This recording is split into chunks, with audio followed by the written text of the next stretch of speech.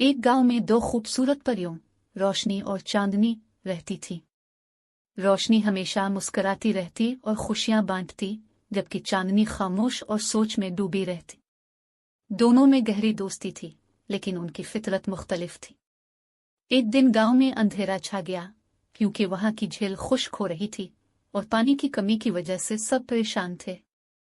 गांव के बुजुर्गों ने बताया कि झील के अंदर एक जादुई मोती छुपा हुआ है, जो झील को दोबारा भर सकता है, लेकिन वो मोती सिर्फ वही ला सकता है जो खालिस दिल और हिम्मत वाला हो। रोशनी और चांदनी ने फैसला किया कि वो झील के अंदर जाएंगी। रोशनी ने अपनी मुस्कुराहट और हिम्मत से रास्ते में आने वाली मुश्किलात का सामना किया, जबकि चांदनी ने अपनी गहराई से सोचने की सलाहियत से सही रास्ता तलाश किया। दोनों ने मिलकर मोती को तलाश कर लिया और झील को दोबारा भर दिया। गांव में खुशियां वापस आ गईं और सब ने परियों की तारीफ की। इस दिन से गांव वाले समझ गए कि खुशी और सोच का इम्तिजाज ही कामयाबी की कुंजी है। रोशनी और चांदनी की दोस्ती और बहादुरी हमेशा के लिए गांव की कहानियों का हिस्सा बन गई।